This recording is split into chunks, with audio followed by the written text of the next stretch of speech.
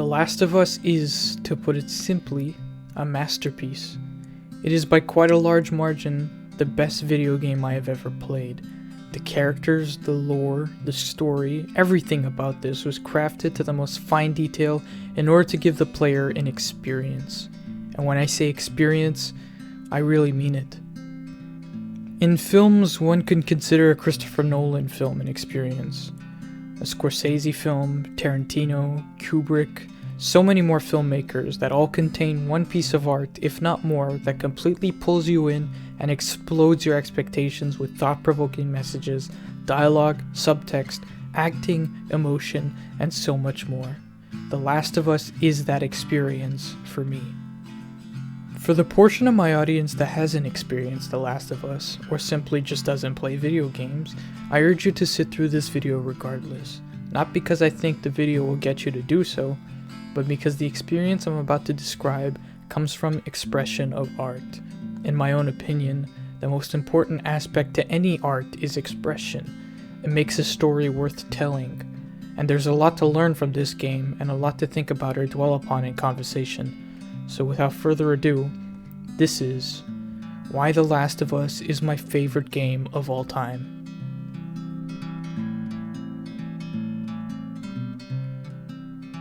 I'm going to go through a quick recap in case anyone is unfamiliar with the story.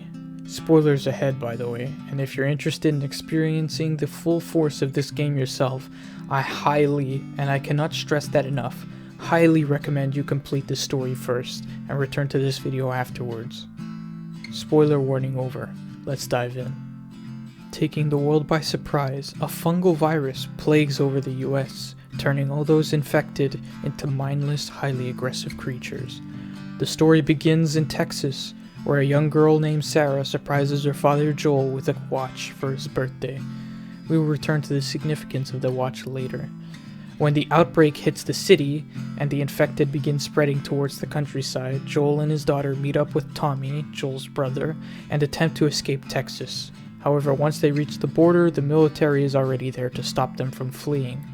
One of the soldiers is given orders to shoot and kill the trio, and in the process, Joel's daughter Sarah dies. This is all just the prologue. We then pick up 22 years later, where mankind struggles to survive in the quarantine sections of Boston. Joel is now a smuggler working with a friend named Tess, and the two set off on a mission to take back their weapons from a rival black market dealer. They find the dealer and kill him, which is where we meet a woman named Marlene. Marlene is the leader of the Fireflies, a rebellious militia group hell-bent on fighting the government for freedom, as well as studying the virus for a cure.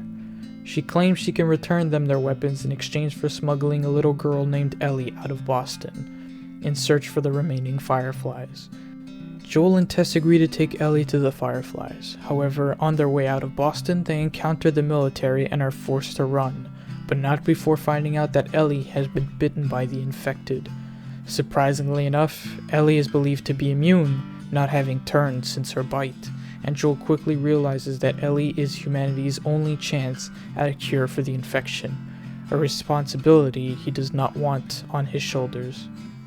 Haunted by the memories of his deceased daughter, Ellie acts as a reminder of his failure, and despite not wanting to carry out the journey, he does so anyways out of loyalty to Tess. Unfortunately, after an attack from the horde of the infected, Tess is bitten and left to die at the hands of the military. Now Joel is left alone to protect Ellie, with complete responsibility to deliver her to the remaining Fireflies. Throughout their journey, Joel and Ellie grow closer to one another, and after many close calls and sidetracks, including the death of two friends made along the way, Joel and Ellie arrive in Jackson, Wyoming. Here, Joel reunites with his brother Tommy after years apart. Despite Joel's bond with Ellie, he tries desperately to pass on the responsibility to Tommy, and in a heated discussion, Ellie reveals just how much Joel's bond matters to her. So Joel decides to finish the journey himself. Once Joel and Ellie arrive in Utah, they are ambushed and Joel is left dangerously wounded. Ellie manages to find a place to hide Joel from a group of cannibals, and leaves herself on the hunt for medication. Ellie ends up kidnapped and an enraged Joel heads off to the rescue, despite his injuries. Once he arrives, he finds that Ellie, a 14-year-old girl, brutally killed the cannibals out of adrenaline and fear. Joel comforts her, and the two set off on their journey, this time with Ellie being a changed person forever. By the time they reach their endgame, Ellie almost drowns and Joel is knocked out unconscious by the Fireflies.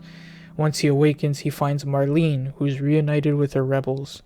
She explains to Joel that Ellie is being prepped for surgery and that things look like Ellie won't survive the procedure. Afraid to lose another daughter, Joel goes on a murdering rampage to save her. Ultimately, Joel is left with two decisions: save Ellie and doom humanity's chance at a cure, or let her die for the sake of everyone else's lives.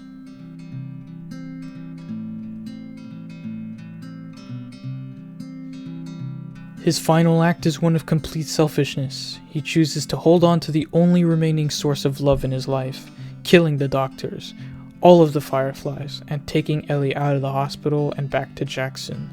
The man we've played as for hours, the hero of this story, dooms all of humanity from ever recovering from the hellish world that they are trapped in, all for the life of one little girl he's grown so much care for. Taking the player completely out of the decision-making process divides the players to ask themselves whether Joel's choice was morally right or wrong. Some people can completely agree or disagree with Joel, but the fact is, there is no choice for you. There never was. The decision was Joel's and Joel's alone, and he chose his own happiness over the lives of every single human being left alive in the US. But why?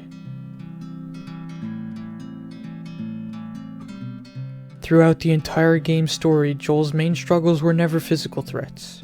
The infected were a challenge at first, but ones he could overcome as you, the player, grew better at the game. Joel's pain came from his own personal, emotional trauma. When the outbreak first happened, Joel lost a daughter, no older than Ellie was. His brother Tommy left him to join the Fireflies, to which he ultimately ditches to start up his own town. At the start of this journey, Tess is bitten and killed, leaving Joel alone once more. Halfway through the story, Joel and Ellie meet Sam and Henry, two newfound friends whose relationship is cut short when Sam is bitten and turns into one of the infected. Henry, much to his displeasure, has to put down his younger brother, and not being able to live with himself, takes his own life too, right in front of Joel. Humanity is damned to Joel. He can't rely on anyone to be there for him, support him, care for him. They can all go to hell for all he cares. It's almost as if every person that comes into Joel's life either dies or leaves him, which directly parallels Ellie's story when she reveals that everyone I have cared for has either died or left me. Everyone fucking except for you. So don't tell me that I would be safer with someone else, because the truth is I would just be more scared.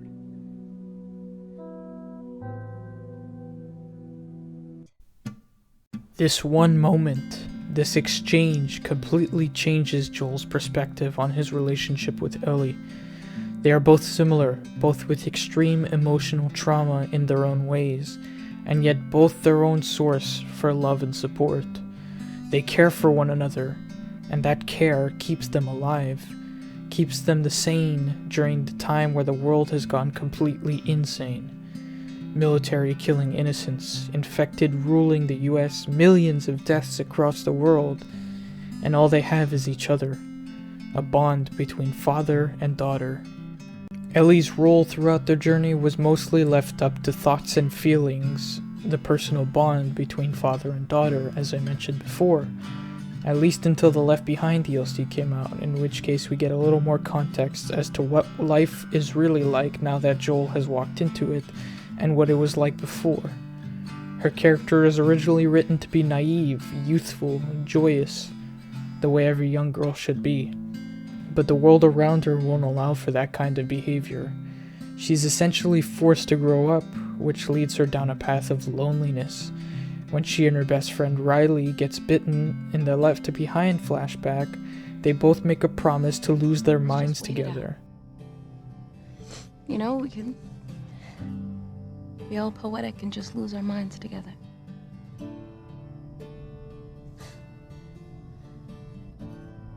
What's option 3? Sorry. The start of her own trauma begins when she awakens the next morning to find out that Riley has turned to become one of the infected without her. The other portion of this DLC provides more context as to how Ellie keeps Joel safe from the cannibals during the winter portion of the main game. Ellie's responsibility is to go out into the dangerous world to find bandages for Joel's wounds, while avoiding conflict with the cannibals and other infected.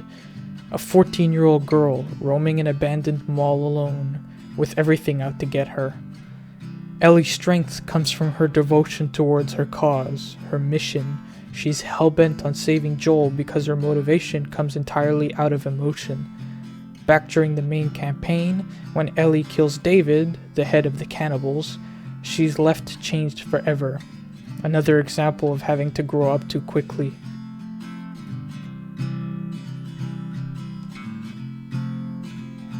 Now take a moment to understand what she's been through. When someone imprisons you and alludes to making you his slave, or his snack, the trauma changes you. It pushes you to become someone you didn't know you had in you. This alters the course of her relationship with Joel, because as he grows closer to Ellie, she grows further from him. Her detachment is a repercussion from having to be mature. All the wondrous things that made Ellie so young and full of life has seemingly faded away, leaving a stoic wall of trauma behind instead. All except for this one moment in the game's closing act. Hurry up! I see you now.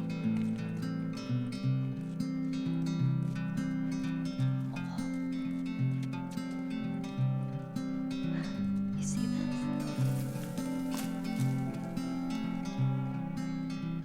this? Spring.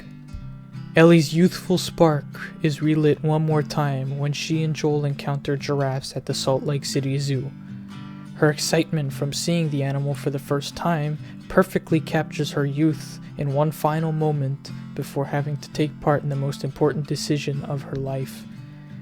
Once this beautiful moment is over, Joel offers Ellie a chance to return to Jackson, to be done with this whole thing. Ellie responds with, "After everything I've done, it can't be for nothing." Just like that, as Ellie opens the door to continue on their journey, the giraffes disappear from Joel's view, fleeing into the wilderness.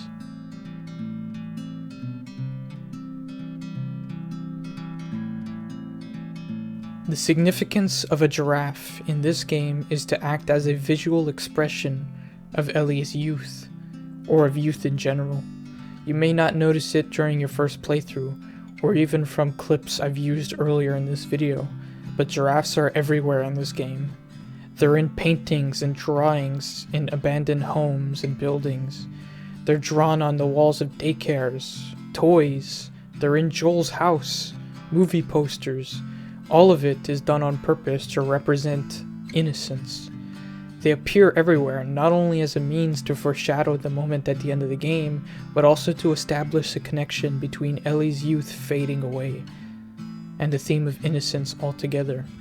As you, the player, progress throughout the game, Ellie remains cheerful and full of light, until the winter, where her youth is ripped away when she is forced to take a life out of hatred and fear.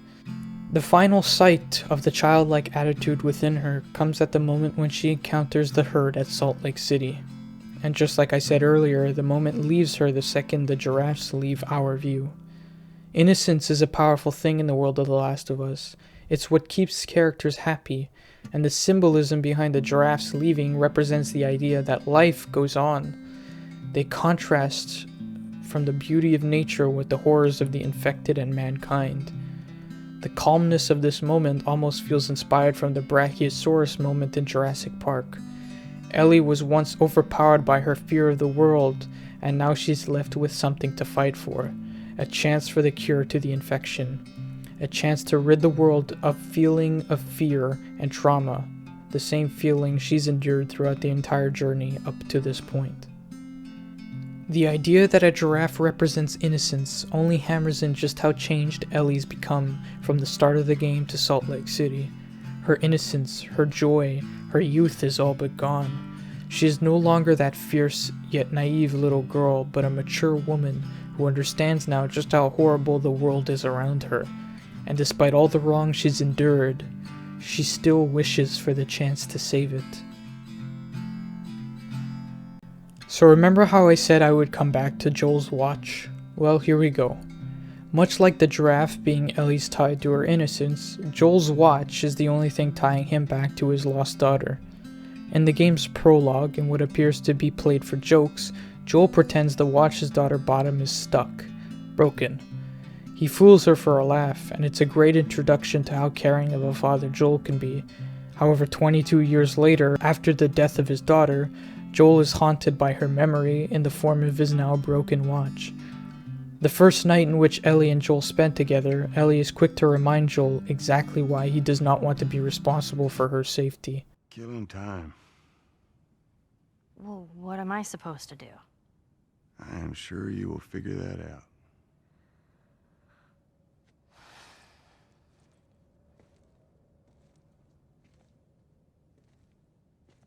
Your watch is broken.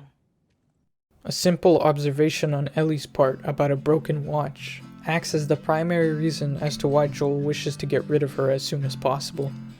The trauma of losing his daughter prevents him from wanting to establish a relationship with Ellie, something he unexpectedly can't avoid after their fight in Jackson.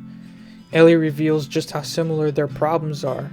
While Ellie fears being alone, Joel fears growing to care for someone all over again and losing them too, which only makes his decision at the end of the game all that more painful, when he is forced to decide if Ellie's life is worth more than the rest of humanity.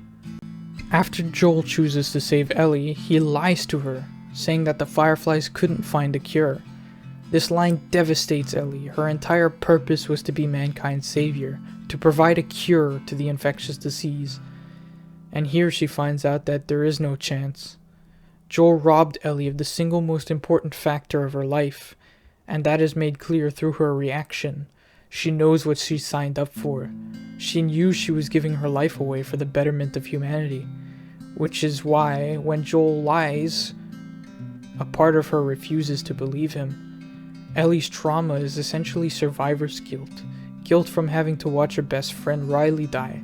Guilt from indirectly being the cause of the death of Tess. The death of Henry and Sam. Her entire life after being bitten is summarized in the game's closing few moments, in her final words to Joel before the game cuts to black.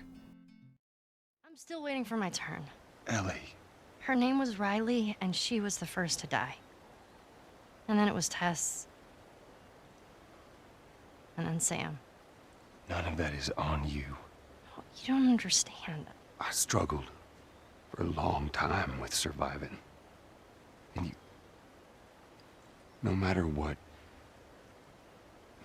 you keep finding something to fight for. Now, I know that's not what you want to hear right now. Swear to me.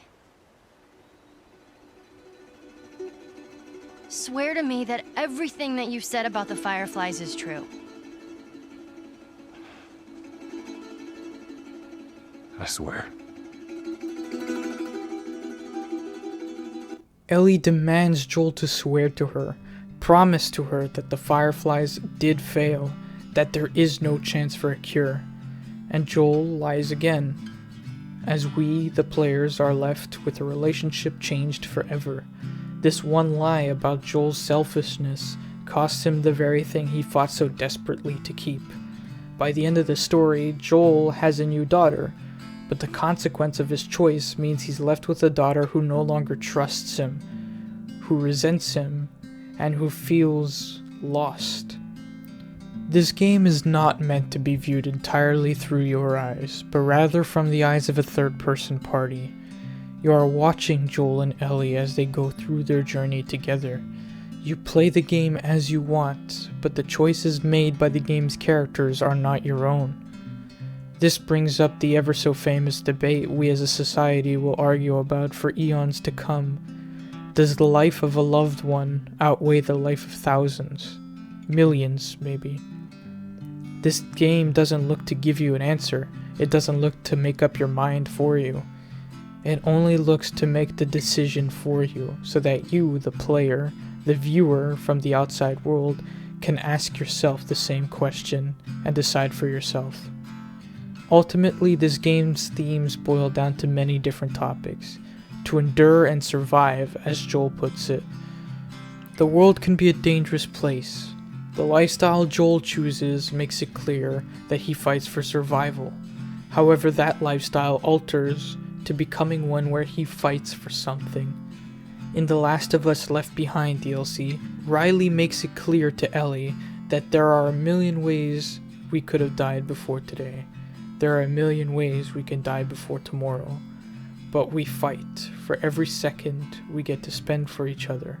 Whether it's 2 minutes or 2 days, we don't give up.